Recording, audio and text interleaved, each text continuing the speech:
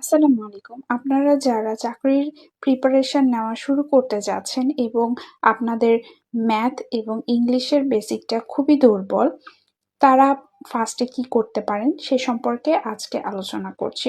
প্রথমত আসি ম্যাথ নিয়ে।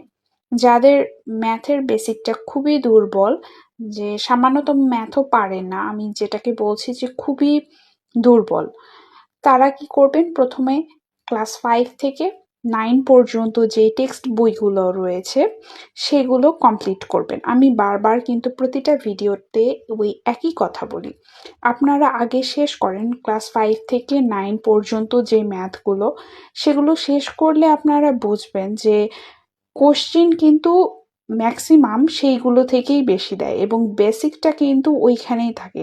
আপনি যখন সেই ক্লাস 5 থেকে 9 পর্যন্ত শেষ করবেন তখন দেখবেন যে আপনার বেসিকটা কত স্ট্রং হচ্ছে। আপনি যদি অ্যানালাইসিস করে দেখেন, প্রাইমারির কোশ্চেন বলেন আর নিবন্ধনের কোশ্চেন বলেন, কি এছাড়াও যেগুলো গ্রেডের নিম্ন গ্রেডের চাকরি রয়েছে, সেটা বলতে পারেন যে 12 থেকে 20 এরকম গ্রেডের যে চাকরিগুলো রয়েছে, সেগুলোতে ম্যাক্সিমামই কিন্তু আপনার যেগুলো ক্লাস 5 থেকে 9 পর্যন্ত ম্যাথ আছে সেগুলো দেয়। বিসিএস এর ক্ষেত্রে কিছু কিছু ম্যাথ এখান থেকে দেয়, 9-10 এর বেশি দেয়, এবং কিছু কিছু ম্যাথ একটু কঠিন দেয়, সেটা হচ্ছে ইন্টারের কিছু কিছু ম্যাথ দেয়, কিন্তু এমন না যে ইন্টারের খুবই কঠিন যেগুলো ম্যাথ আছে ওইগুলো দেয় না, কিন্তু বেসিক কিছু ম্যাথ দেয়। কিন্তু বিসিএস এর ম্যাথটা কি হয়, এইগুলোর চাইতে একটু হায়ার লেভেলের হয়। কিন্তু যেগুলো আপনাকে বললাম প্রাইমারি কিংবা নিবন্ধন, এগুলোর যে ম্যাথগুলো সেগুলো দেখবেন ম্যাক্সিমাম সবগুলোই আপনার 5 থেকে 9 পর্যন্ত। বেসিক যখন ক্লিয়ার হয়ে যাবে, এরপর আপনি ম্যাথ যে কোনো একটা বই নেবেন, সেটা বেসিক ম্যাথও হতে পারে, ম্যাথ ককটেলও হতে পারে, অথবা ম্যাজিক ম্যাথ, যেটা আপনার পছন্দ হয় সেটা আপনি নেবেন এবং তার সাথে প্র্যাকটিস করা শুরু করবেন। প্রত্যেক দিন ম্যাথ প্র্যাকটিস করাটা কিন্তু খুবই গুরুত্বপূর্ণ। একদিনও কিন্তু ম্যাথ প্র্যাকটিস করা বাদ দিবে না। তাছাড়াও প্রিভিয়াস ইয়ার্সের যে কোশ্চেনগুলো রয়েছে সেগুলো প্রতিদিন করার চেষ্টা করবেন, এবং আপনি জব সলিউশন কিন্তু কিনবেন মাস্ট, কারণ জব সলিউশন দেখে আপনি কিন্তু অ্যানালাইসিস করতে পারবেন যে কোন চাকরির পরীক্ষায় কীরকম ম্যাথ এসেছে।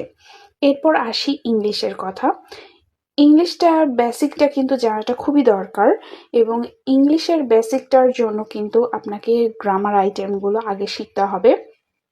আপনার যদি গ্রামারের মধ্যে বেসিকটা ভালো না থাকে, তাহলে আপনি ইউটিউবের বিভিন্ন টিচারের ক্লাস করতে পারেন। ক্লাস 6 থেকে 9 পর্যন্ত যেই গ্রামারের বেসিকটা রয়েছে সেগুলো আগে ক্লিয়ার করবেন। আর আপনার যদি মনে হয় যে না, তাতেও আপনার খুব অসুবিধা রয়েছে, তাহলে আপনি কোনো টিচারের কাছে অনলাইনে ভর্তি হতে পারেন। আপনার যদি মনে হয় যে না, আপনি অফলাইনে করবেন, তাহলেও কোনো অসুবিধা নেই, কিন্তু আগে বেসিকটা ক্লিয়ার করবেন, কারণ এটা খুবই ইম্পর্ট্যান্ট। এবং ইংলিশের বেশিরভাগ কোশ্চেনই অনেক বেসিক থেকে আসে এবং ডিপ কোশ্চেন হয়। আর ইংলিশের যেহেতু ভোকাবুলারি আরেকটা পার্ট রয়েছে যেটা আমাদের মুখস্থ করতে হবে, সেটা আপনি প্রতিদিন 10টা করে মুখস্থ করতে পারেন, কিংবা প্রিভিয়াস ইয়ার্সের কোশ্চেনগুলো আগে মুখস্থ করে শেষ করবেন। তারপর নতুন যেই ভোকাবুলারি রয়েছে সেগুলো পড়তে পারেন। আগে যেগুলো আগের ইয়ার্সের এসেছে সেগুলো বেশি ইম্পর্টেন্ট পড়া। তারপর আসি ইংলিশ লিটারেচার পার্টের কথা। ইউটিউবে আপনি দেখবেন যে অনেক টিচারের ভিডিও আছে লিটারেচারের সম্পর্কে, সেইটা আপনি করতে পারেন, কারণ লিটারেচার অ্যাকচুয়ালি একাই পড়ে সম্পূর্ণটা বোঝা একটু কঠিন হয়ে যায়। যদিও বা আপনি একাই পড়ে বুঝতে পারেন তাহলে তো আপনার জন্য অনেক ভালো, এবং আপনি যদি একাই বুঝতে না পারেন তাহলে ইউটিউবে অনেক ফ্রি ক্লাস রয়েছে, সেখান থেকে পড়তে পারেন, কিংবা আপনি কোনো টিচারের কাছে অনলাইনে ভর্তি হতে পারেন, সেটা আপনার সম্পূর্ণ নিজস্ব ব্যাপার।